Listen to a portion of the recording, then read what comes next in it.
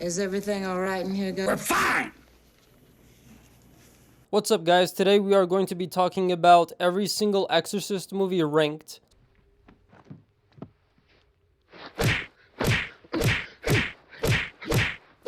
Starting at number 6, we have Exorcist II, the Herotic. Basically, Karis died for no reason. Pazuzu is still inside of Reagan. There's some weird beeping machine they're using to figure that out. James Earl Jones shows up out of nowhere and screams at the camera.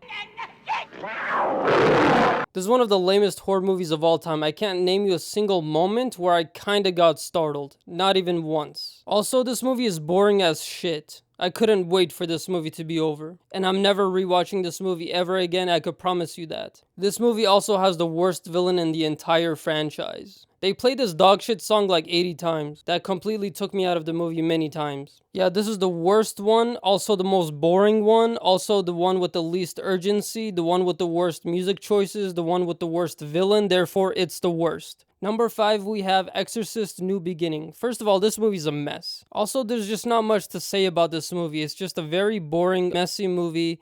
I couldn't get invested even halfway through. It wasn't scary at all. There's like some random Australian dude that's really annoying. The CGI was dog shit. And at number 4, we have Exorcist Believer. The worst thing about this movie is that it just played it way too safe. I expected this movie to be a lot scarier and for it to actually try and do something bold, go for something big, but it just felt so safe. I wasn't scared even once, and that's saying a lot because I get pretty scared easily when it comes to horror movies. Although it is a good looking movie, it's shot pretty well. You could see that the money went behind it. That one scene where that priest just comes out of nowhere and it feels like an Avengers Endgame moment, that scene was hilarious. I just want to say I think David Gordon Green is a very talented director. He's made a lot of great movies, but I don't think that horror is where he shines. Also, all the parents in this movie would definitely be in prison if this movie was actually realistic. This movie also had a very unsatisfying finale and conclusion. I've seen this movie twice now and I've forgotten most of it. And at number 3, we have Exorcist Dominion. So the reason I put this above Exorcist Believer is I think this movie actually tried to do something different. Granted, it doesn't feel like an Exorcist movie. It feels more like a mummy movie, but I still respect movies that try to do something different, that go a different direction, and try something new. Granted, it didn't really work, but I'll take that over a safe, mediocre movie any day of the week. Even though this movie is boring, has a horrible villain, dogshit CGI, the villain comes in like after an hour into this movie, the dude's asleep the whole movie. It's not very scary, but it is a risky movie, and I do respect that. And at number 2, we have Exorcist III. Yes. Died in a fall on those steps.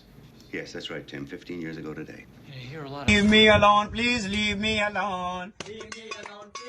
Finally, we're getting to the good ones. Love the protagonist in this movie. He has no temper and is just yelling at everyone. That would be in the file.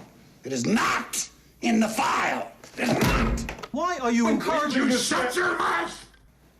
Has a great villain, although I do think Brad Dourif should have had a little more screen time, but the Gemini Killer is an amazing villain that's very underrated. Not enough people talk about this villain. It has one of the best jump scares. It is very creepy. I love how much of it is implied rather than shown. I love the atmosphere and tone of this movie. Brad Dourif steals every single scene he's in. As he watches while I rip and cut and mutilate the innocent, his friends, and again and again. And at number 1, it's the original Exorcist, one of the best horror movies of all time. I love the plot of this movie, that it's a rematch between Pazuzu and Father Merrin. Two outstanding fighters. This is the fight that everybody wants to see. It will be the biggest fight in history.